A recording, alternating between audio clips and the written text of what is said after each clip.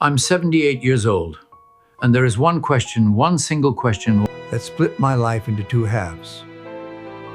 Before and after. Someone asked me that question 4 years ago, and I have not been the same person since. I'm not going to tell you what it was yet. Not because I'm trying to keep you watching, but because the way I got to that question matters. If I just read it to you right now, it would sound ordinary. It would sound like something you'd see on a motivational poster and scroll past. But trust me, by the time I finish this video, that question will stay with you for the rest of your life. It stayed with me, and I'm 78 years old. I spent most of my life doing exactly what I was supposed to do. I got the education, I got the job, I married a good woman, I bought the house with the yard and the 2-car garage. I raised 2 kids, I paid the taxes, I showed up every single day.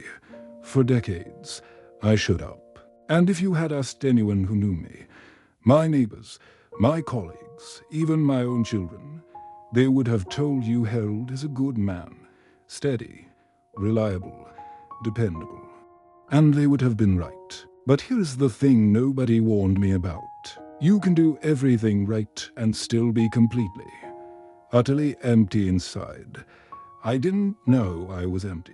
That's the terrifying part. When you fill your days with enough tasks, enough responsibilities, enough noise, you never get quiet long enough to notice the hollow space underneath all of it. I was busy. I was fine. Fine. God, I hate that word. Fine is the most dangerous word in the English language. Fine means nothing is wrong. Fine means keep going. Fine means don't look too closely. I said fine for 40 years. Margaret, that's my wife.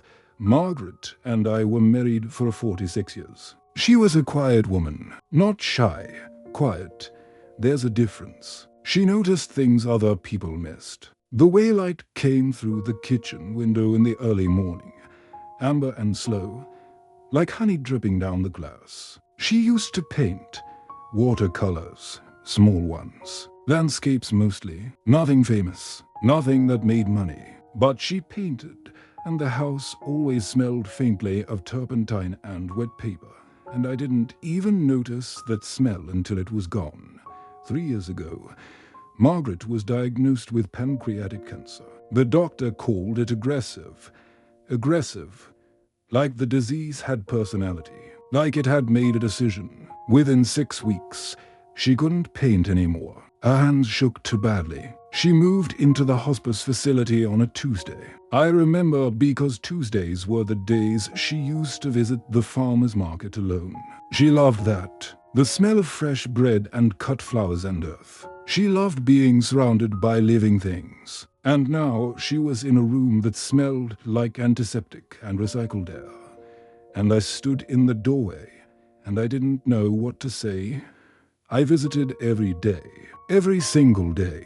I sat beside her bed in that hard plastic chair, and I held her hand, and sometimes we talked and sometimes we didn't, and I thought I was being a good husband. I thought showing up was enough. I thought presence was the same thing as love.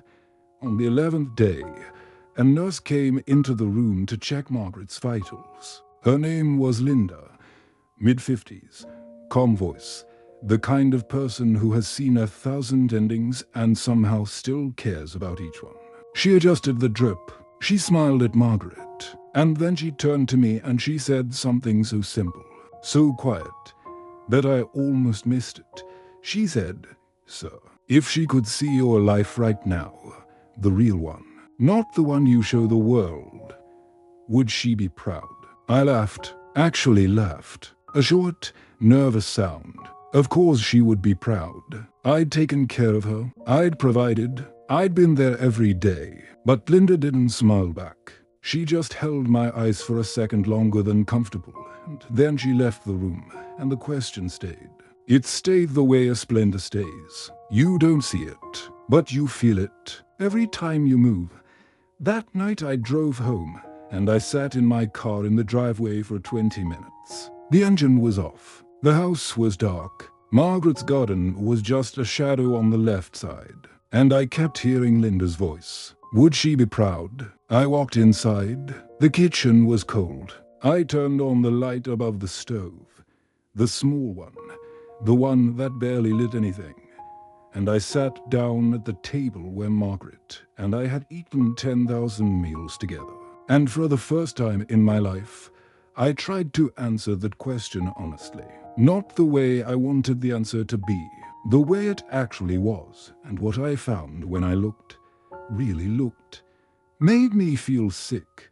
Because the real life, the one Margaret would actually see if she could.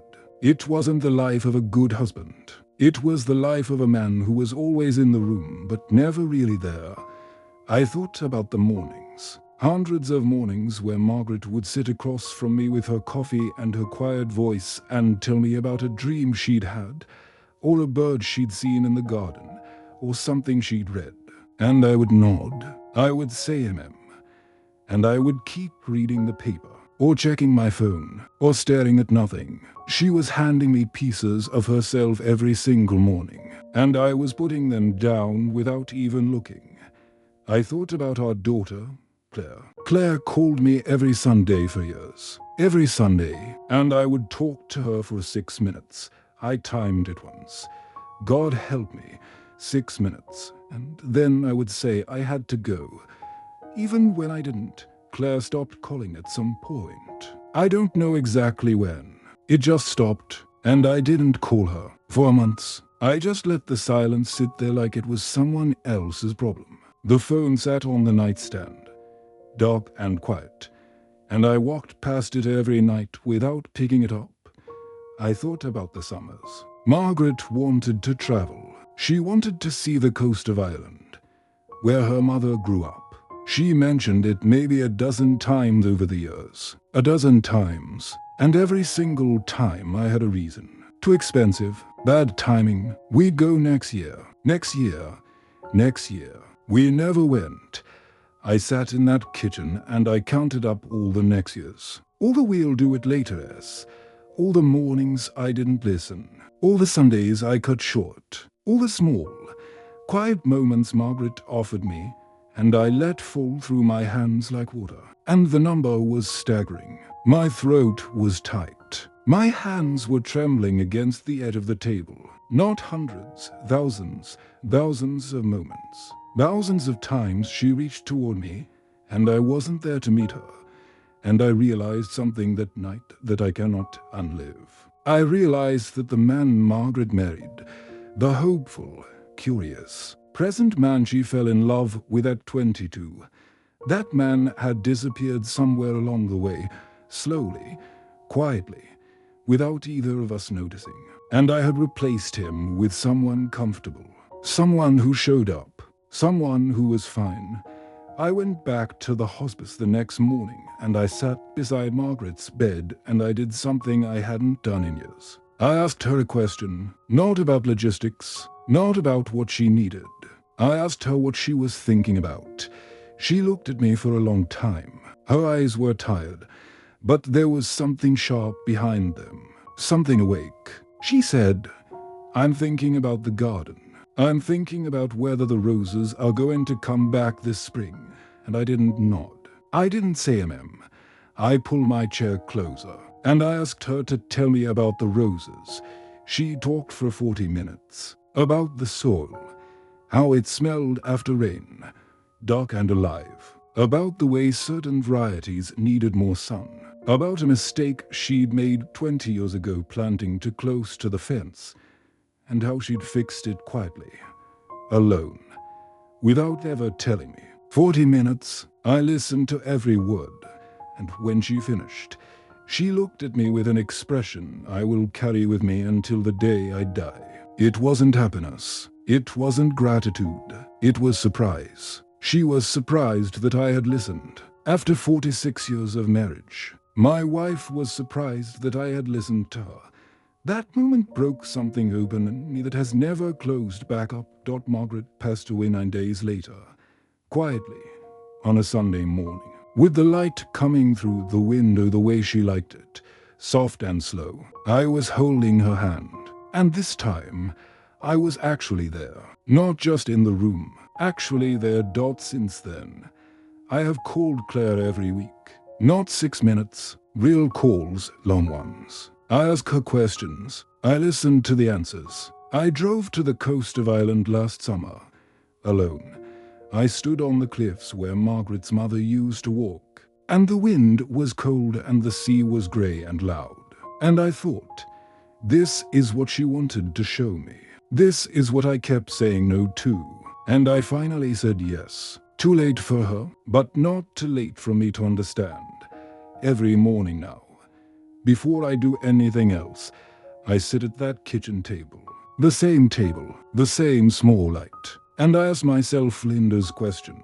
Would the people I love be proud of the real me? Not the version one perform. The real one. Some mornings the answer is yes. Some mornings it isn't. But I ask it every single day. Because that one question, asked by a nurse I will never see again, taught me something that 74 years of living never did. That being present isn't about being in the room. It's about being awake. And I wasted most of my life asleep. Don't waste yours. You still have time. I promise you, you still have time. But only if you start now.